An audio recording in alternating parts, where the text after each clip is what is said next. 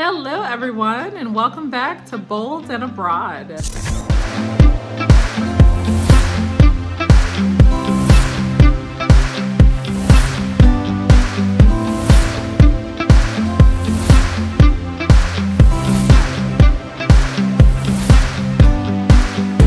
So today we are going to talk about our new journey abroad, and we are going to Japan.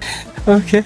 So I know I just started my content or playlist talking about life in Merida, Mexico, and why it is such a good place for single moms, and that is still true. I definitely think if you're looking for a great soft landing, like a first stop outside of the US or any country you're a part of, Mexico is a great place to be.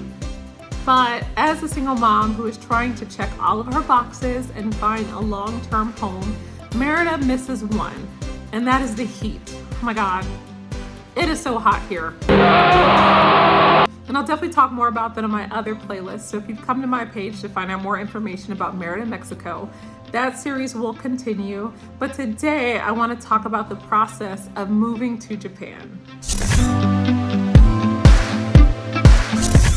This video will focus on the easiest way to get a visa in Japan and the agencies that you can apply to in order to get your feet on the ground running. How? Hold on, bro. How? So the obvious, easiest way to enter Japan is with a teaching degree. Sorry if y'all hear noise in the background. My dog, my kitty patootie. Hey, you go say hello. You go say hello. She is chewing on her toy at the moment. Teaching is the easiest way to get a visa to move to Japan. And so today I'm going to talk about 2 ways that you can get a visa as a single mom or single parent to enter to teach in Japan. So first jobs I want to talk about are ALT teaching jobs in Japan. ALT is short for Assistance Language Teachers. And basically your role in the classroom is to come in and to teach English a few times a week to different classrooms. So some pros of applying for the ALT position is the agencies that I will list later in this video will actually help you with the visa process. And so they will sponsor your visa from wherever you are, as long as you can speak English, right? And you have a bachelor's degree. And they will take care of all of the legwork for you. So they will assist you with getting a visa, getting housing, setting up insurance, setting up Social Security, transportation. I mean, everything that you will need to be able to live in Japan.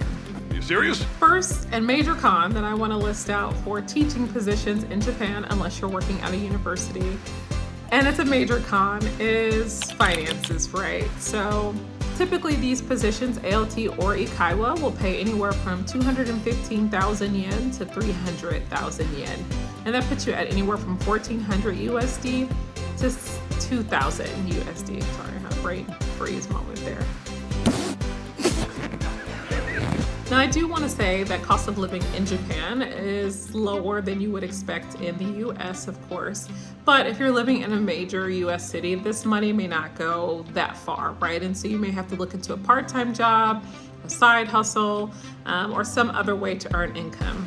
If you're living in the countryside or a more rural area, this may be enough to take care of you and a child or spouse, and or the combination, right? There are plenty of families, if you read kind of in some of the groups, Reddit, some of the Jet family groups, who are surviving off of one teaching income. Now, may not be this luxury, like lavish lifestyle, but they're getting by, and that's up to you to weigh the pros and cons to figure out if moving to Japan is worth that con. Sometimes may be good, sometimes may be shit. Having children. I was gonna say, next con or challenge that I can think of is the visa. And it's not really a con, but it's a little bit tighter of a visa than you would get with an Eikaiwa position, right? And so with an ALT, you are more than likely getting the instructor visa. And with this visa, you can only teach.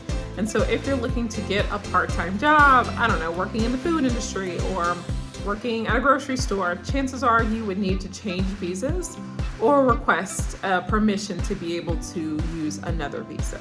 Another major pro for ALT work is the workload, right? It is very light work. Granted, you're at the school for 40 hours a week. You will teach no more than, I think, 20 to 25 hours a week. The rest of the work is spent on like lesson planning, reviewing curriculum. Lots of people say they read, learn Japanese, and I love me a good, easy work day. I don't know about you.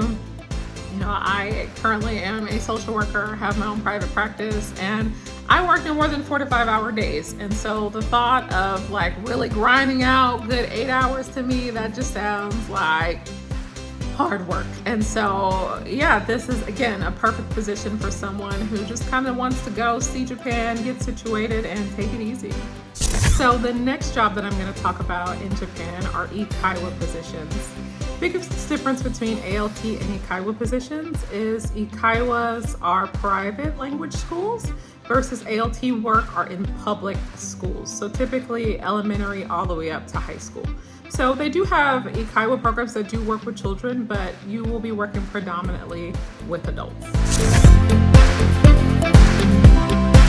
So major pro with Eikaiwas are locations. Not sure if I mentioned earlier in my video, but ALT work, unfortunately, you do not get a say-so in where you will be located. They do ask for your placement preference, but they make it very clear that the needs of the company comes first and that you should be flexible. And so while I did get placed in the area that I requested, I did not get the exact city that I wanted. So something to keep in mind, you will probably be more in a rural placement. Versus Eikaiwas, you can pick and typically be placed in the city or at least near where you request. I know when I was hired on at one of the Eikaiwa programs, they landed me in Tokyo.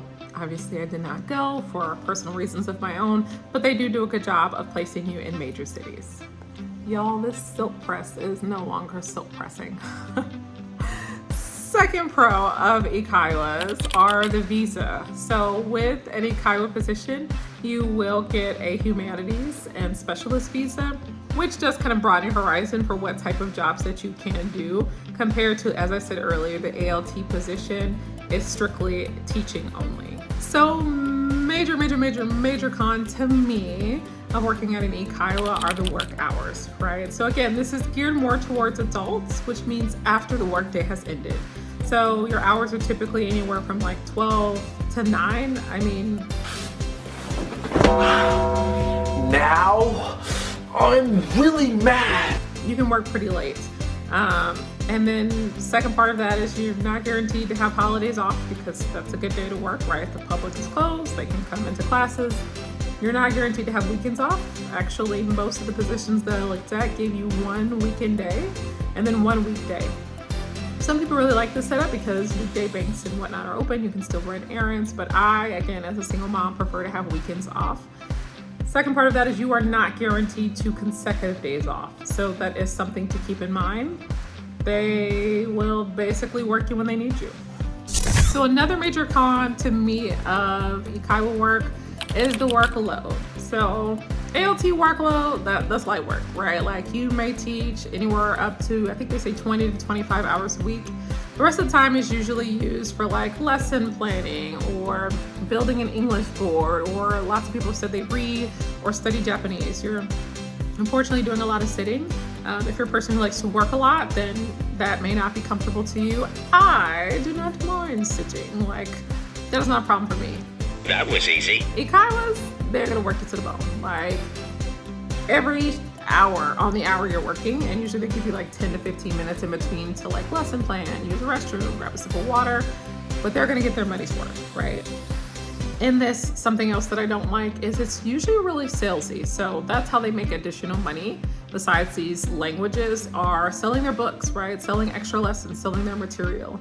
And so usually at the end of the shift, you're out, you're meeting people, you're talking, and you're trying to sell to them whatever the company is selling. And I'm not a salesperson.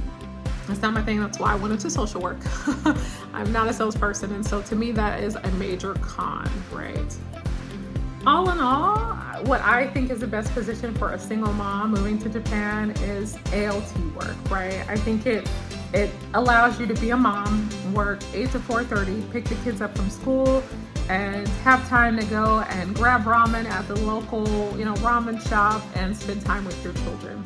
Save the Eikaiwa work for, the singles, the people who just graduated school and can do whatever. I think that's a better fit for them. Not telling you what to do, but in my honest opinion, I think ALT work is the easiest way to get a visa to get to Japan and for you to get your feet on the ground.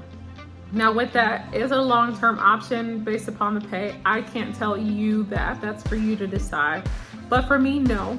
That is not my ultimate goal as far as work that I want to do in Japan. That is just the way that I can get the visa to get there. Then I have some other thoughts about work. And so I will definitely tell you that in a different video. But for now, word of caution, word of advice is maybe start thinking about before you get over here, what type of work do you want to do? What kind of part-time work that you want to do to earn income? Do you want to start a business?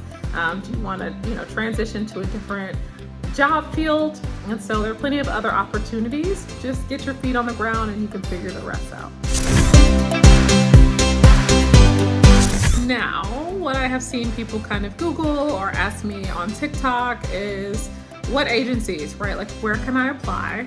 My number one recommendation for ALT is the JET program. JET program is sponsored by the government. And so I think it's a really good opportunity to get to Japan. They will pay for not only your visa or sponsor not only your visa, but also your spouse or children's visa as well. They also pay more. I think their starting pay is 300,000 yen, so at that $2,000 range. And so that is, if you can land that, that's awesome. Applications are only open one time a year. I think they are unfortunately closed for this year. That closed on November 15th. Emotional, damn it! But looking ahead for next year, that could be a really good place to start. Other companies that you can apply for are Interact, Borderlink, Heart, and Joy Talk. So those are the other four. Again, they're all kind of similar pay range, similar in what they offer. The biggest difference, like I said, with JET program is the pay and the visa sponsorship for you and your other family members. These other companies will not sponsor any other visas but your own, and so that is something you will have to do. I'll tell you how to do that in another video. For Eikaiwa positions, if you decide that that is a better route for you, if you're like, oh, I like nighttime, I like to have my daytime to myself, oh, I for sure want to live in Tokyo and Osaka or wherever, then I will have those listed for you as well. So ECC Japan is a good one, Nova is a good one, and GABA. Those are the first three that come to mind. Obviously, there are other job opportunities. They are always listing them on gaijinpot.com. You just gotta click, overseas applications, okay, and they will list out current jobs that are hiring at the moment. So hopefully you got everything that you needed out of this video on easiest way to get to Japan. So this series that I'm doing will focus on, again, how to get jobs in Japan, visas in Japan, bringing pets to Japan, schools in Japan, locations, just everything needed to move to Japan and our journey in doing that. So if that's something you're interested in, I'm hoping that you will subscribe and like below so you can get those notifications. I would like this page to be a safe space for us to talk about how we can, again, be bold and follow our dreams to move abroad. And I would love for you to follow me on that journey. I look forward to seeing you next week. Bye.